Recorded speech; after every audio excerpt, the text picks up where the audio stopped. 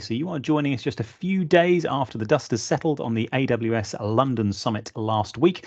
I'm Chris Bunch, all-round fan of cloud computing and CEO at D55, your favorite AWS modernization partner. I'd also like to welcome Bukky Gibson, Partner Solutions Architect at AWS, and all-round Amazon genius, who has kindly given us her time to share some thoughts on the summit last week and themes around artificial intelligence, which is basically everywhere you look at the moment. How are you, Bukky? You all right? I'm doing fine. I'm doing fine. Thank you. Thanks for the Jolly, intro. jolly good. No problem at all. You can update your LinkedIn to AWS Genius now. Yeah. So kicking things off, we'll jump right in. I guess some general comments from me on the London Summit last week. Out in the Excel, which is never the greatest part of the world to go to. No offense to the East Londoners out there, because it's a bit fiddly to get to. Takes a while, but wow, was it busy. I still haven't seen an official stat on the number of people there, but certainly I've heard more than 20,000, and it looked and felt like that. Like there were a lot of people there, and I guess I came away from that. Once you get past the inevitable sort of jostling and numbers of people there, and try and jam yourself into some of the more popular sessions, a really great vibe. I think really buzzing. I came away feeling really positive about the Amazon ecosystem and the interest and the positivity there. And I think you could definitely feel the $100 billion run rate business that AWS now is only really growing in the UK. So yeah, I thoroughly enjoyed it. How about you? Did you enjoy the time? Yeah, definitely. It was very busy. I was in London for Monday, so we had some internal meetings on Monday. We had the partner summit on Tuesday and the customer summit on Wednesday. So I've heard rumors around that some people have the summit flu. Yes. So yeah, it was very busy, but it was great to connect with partners, customers, and just anyone interested in AWS or the cloud, really. Yeah, I'm quite pleased. Generally, I think I've got a bit of a reputation for going to these sorts of large gatherings and coming back with COVID. So not having that, I'm super pleased. And overall, it went well, with the exception of Avanti Trains, who had made me stand up for 2 hours on the way back up to the northwest after a few days in London. But yeah, great couple of days. I guess before we get into the interesting content, which of course comes from you, I guess I'll share two highlights from my side. From a content perspective, I think the highlight happened in the first 2 minutes of the keynote. Confirmation that Bedrock is coming to London in the next few months. I know it's available elsewhere in the world already, of course, but I always find nothing drives service adoption like being local and in country. That cloud nationalism never quite goes away, especially when it comes to data processing. So super excited about that. And as I've been back in the AWS ecosystem over the last month or so, I think Amazon's a lot further on, and I think more importantly, more well positioned than I thought in this space. And I think they're really lining something quite interesting up around those sort of principles of being a builder and providing a marketplace approach to secure access to the best Gen AI models for whatever your need happens to be. Sort of treating the models as more of a commodity service, with the data as the core value driver, and supporting services to build around. And I think it's a strong strategy. I think we're seeing real progress from the open source models competing strongly with OpenAI, who are probably more famous to the average person on the street. And I think we're seeing quite an interesting little arms race going on in terms of the model quality. And they've all got different strengths and weaknesses, whether you're doing code generation, image generation, text generations. The iterations between product releases are getting shorter. The releases themselves are bringing more powerful functionality every time. I think GPT-5 will probably set a new benchmark whenever it comes out, but then I think we'll see the others fight back pretty quickly to parity and beyond. So really interested there, and I love Amazon's approach with Bedrock.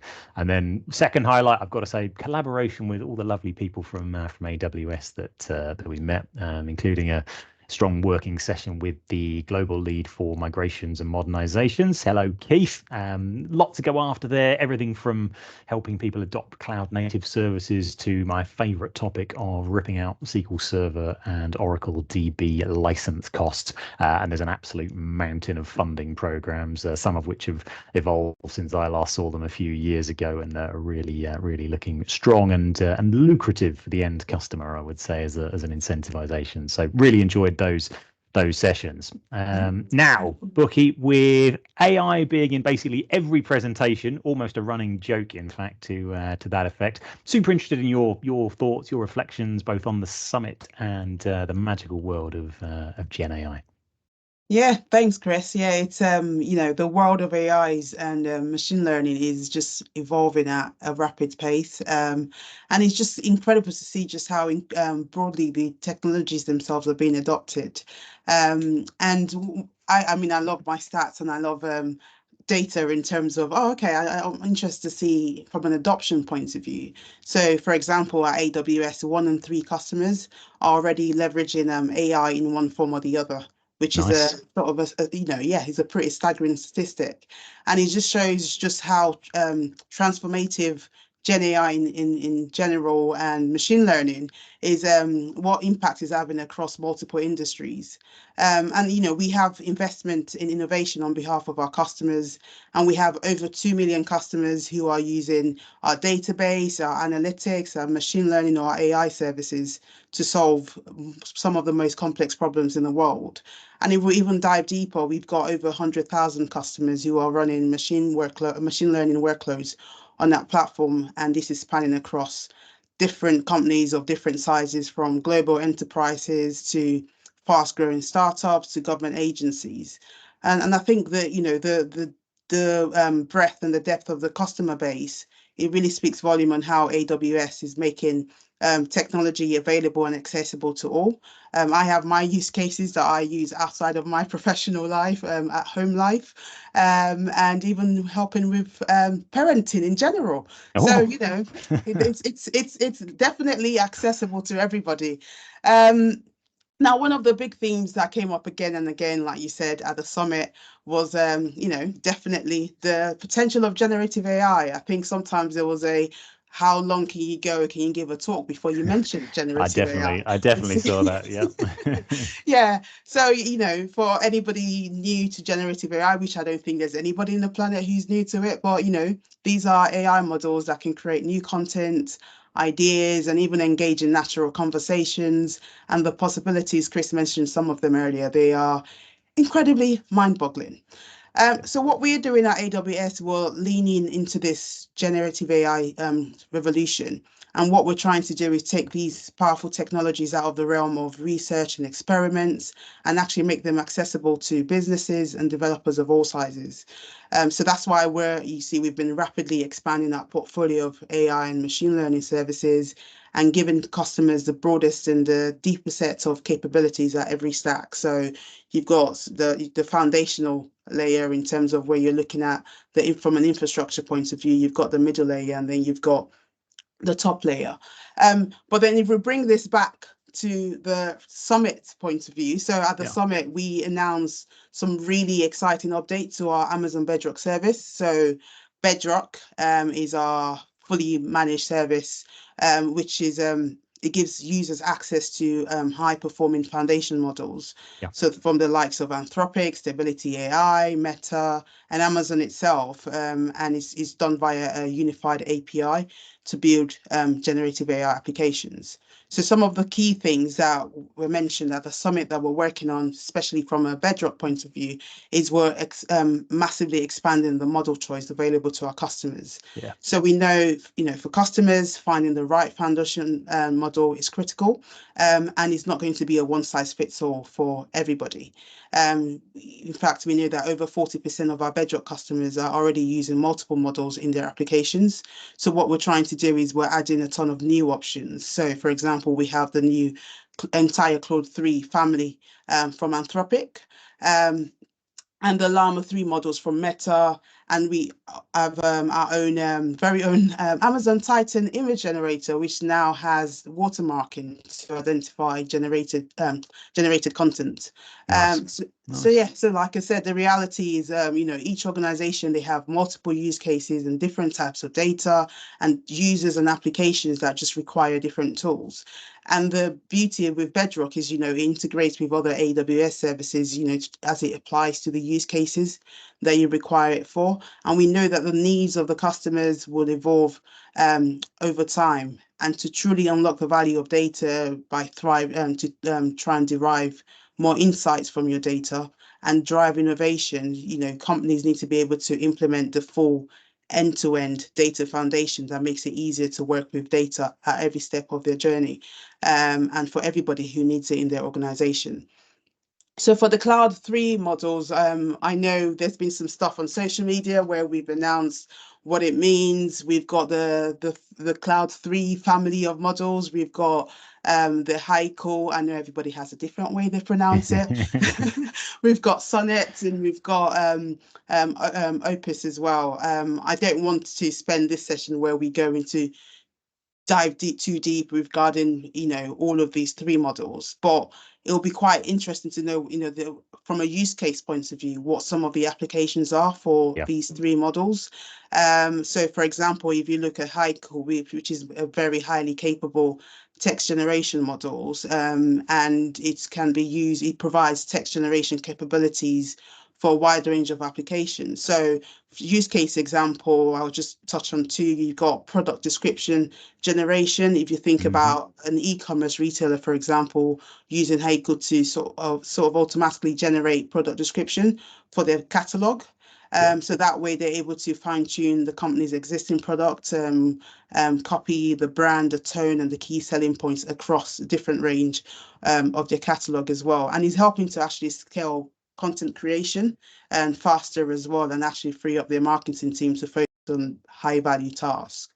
There's personalized content creation. I know some people use Haiku to create a beautiful poem, or to produce tailored articles or newsletters or social media posts for their audience segments as well. And then the second one is Sonnet. I always say Sonnet is like I know it's relating to music, which actually links to, it's more for creative writing. So for example, a streaming platform company can use Sonnet to help with their in-house writing team in ideating and drafting new TV shows and scripts, and you can even think of it for a gift company, like a digital gift company, and use it to create custom poems for their customers as part of a special occasion gift. I know I'm really pushing out the boundary of this is good. I think this is the key, right? Is getting people to think about what's actually possible, right? Because I tend to deal with the more mundane but useful end of it, which is more sort of developer efficiency, right? So people sitting down and getting 80% of a unit of code created, and the 20% left to create. So that sort of efficiency piece, but the creativity that is possible, I think, is super important to get people thinking about it as to how it applies to their business, or indeed, to your point earlier on, to their personal life. Maybe they can get it to do that, help their kids with the homework, that kind of thing. Yeah, exactly. And Opus, which is optimized for engaging in more open-ended conversation.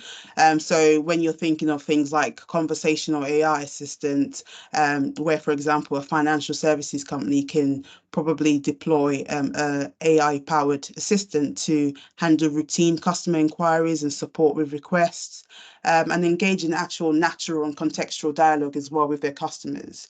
Or in terms of virtual agent for a health provider that can converse with patients, schedule appointments, provide personalized care guidance.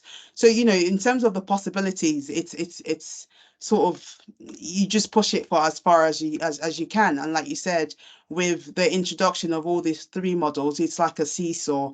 Today it's cloud 3 with all of the family models, and it's it has the most capabilities and features out there in the marketplace. Tomorrow GPT-5 will come out and release something, and then it's just going to be back and forth, which for me is an exciting thing to see in the market.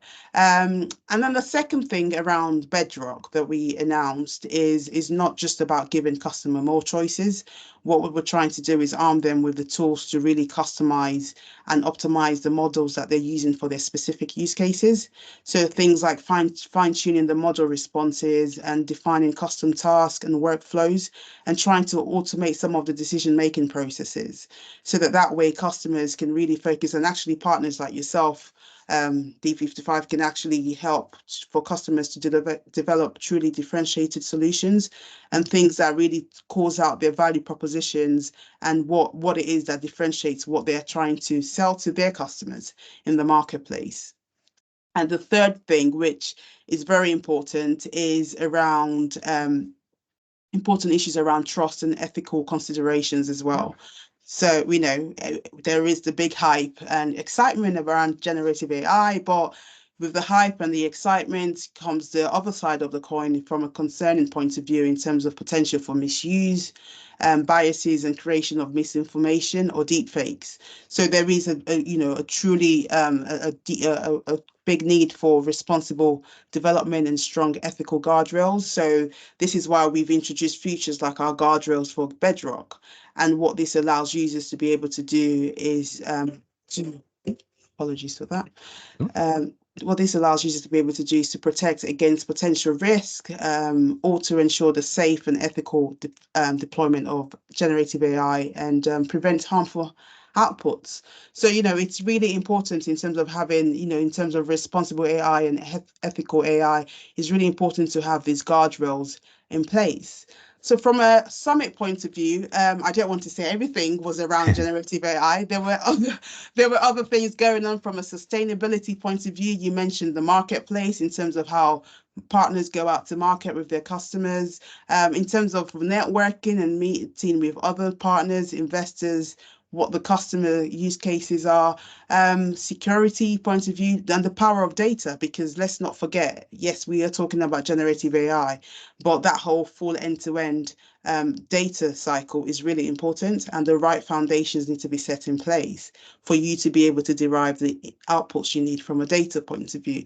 So it was a very, very loaded summit, and I don't even think I've gone through 15% of the videos that we've got internally to sort of go through the sessions that we missed. And so those were the key stuff. But, I can talk about, for example, at the Partner Summit on Tuesday, which was the summit just for partners. Yep. It was very key for us to sort of focus on the role of partners as well, and the role they play in terms of the customer journey. So, partners like yourself, what you bring in terms of your industry expertise, technical implementation, experience with the whole change management as well. So, technology foundation is crucial, but sometimes customers they need guidance and they need support, which is where partners like yourself comes in and brings in this. I really enjoyed the summit. The Partner Summit, that is, on the Tuesday. Learned a lot, various things that I didn't know about. So we will be going after the new the AWS energy competency, for instance, in an area where we've got lots of industry expertise. So we will go and prove it, and then proudly display that badge to the world. So I enjoyed it. Again, there must have been another, I don't know, 2,000 people there or something like that. So again, shows the health of the ecosystem. Lots going on. Yes, and like you said, with your focus around the energy industry, there are lots of use cases that, you can bring to the table in terms of the work that you've done or projects that you've got in the pipeline. So, from an energy point of view, you could go anything from looking at unstructured data, so trying to bring data and generative AI into the mix, looking at analyzing unstructured data from maintenance reports or sensor logs as well, or other sources, and trying to derive some insights from there that could be useful for an organization. And it's not just energy, there are plenty of examples of where partners such as yourselves have worked very well with customers to either leverage Gen AI or leverage the possibility of cloud. So there were some customers on stage at the summit, both summits, the partner and the customer summit, and there were plenty of examples in terms of how they are using generative AI. So in terms of using it for personalized travel recommendations, or using it to provide fans with real-time match updates, or just using it to generate high-quality product images for websites, retail websites. I mentioned this earlier as well. So the possibilities are truly, truly, truly endless. And if we want to go down the energy route, we've got things like renewables data lakes and the AWS Carbon Data Lake and chatbot support, data summarization, all of these great things. So I guess you could say the key points, main key points for me then from the summits, both summits, is in terms of generative AI, the potentials, the choices available from a model point of view, the customization and the optimization tools for specific solutions, the guardrails in terms of content policies as well, and responsible development, and then truly harnessing the power of partners. Partners also unlock, funding opportunities that customers probably don't have access to as well. There's the Gen AI funding, for example, that's been released as well. So Yep. Partners do have these competencies. You mentioned the energy one that you're going for as well. So it's providing that reassurance that, this is a credibility badge for D55 that, yes, we know what we're doing. AWS has given us the stamp that we definitely know what we're doing. So, come and work with us and explore what the possibilities are. Awesome. Yeah, thank you. And I guess from my perspective, sometimes, and we see it a lot, is people asking if chatbots is the obvious way to start. And maybe it's a bit cliche now, but even doing it in test, I still quite like it, because as a customer organization, you're learning a bit about it, right? You're getting some hands-on experience with the models, and probably more importantly, you're learning a bit about your own data structure, the quality. So I see the chatbots as the new sort of AI version of the hello world, learning to program type approach. And the key to me is that, look, you do that and learn a bit about it, but beyond that, I think we spend a lot of our time, and I'd encourage all customers or all organizations to think about this, is getting your data into a good shape in terms of the quality of the data and your understanding of that data. So the tagging, the metadata associated with that. If you do that and you get that right, and you're building an understanding of the generative AI sort of building blocks and capabilities that are available to you, then these limitless possibilities that you speak of, you can really get something super exciting done in the future. Definitely. Yeah. One thing I didn't mention, it was not announced at Summit, but it's obviously a development in the last few days, was around our developer tools. So a lot of people, especially app developers, are probably familiar with our Amazon Code Whisperer. I love that. Great product name. Great product name. Yeah. I do like the Whisperer side of it. So yeah, the coding companion that gives you sort of coding suggestions from within the IDE. So what's now happening is it's not being retired, but it's getting a new name.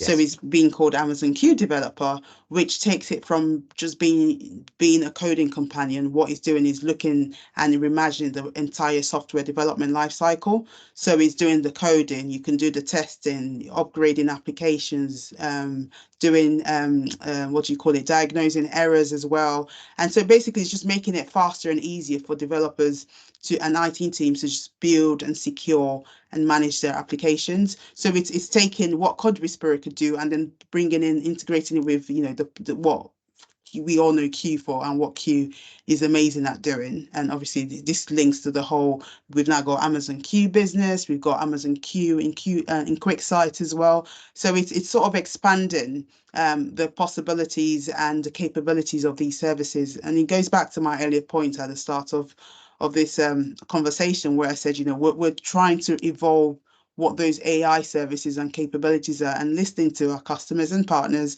in terms of how can we actually make these tools and services relevant for your use cases.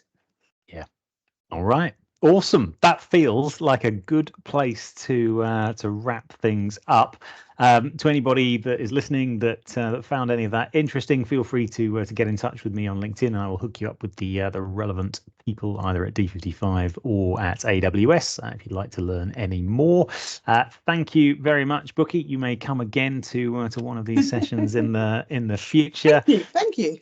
And thank you for listening, folks. Very much appreciated. We will see you next time when I may not need this background, which is hiding the truly terrible hotel that I'm currently staying in. Thank you very much.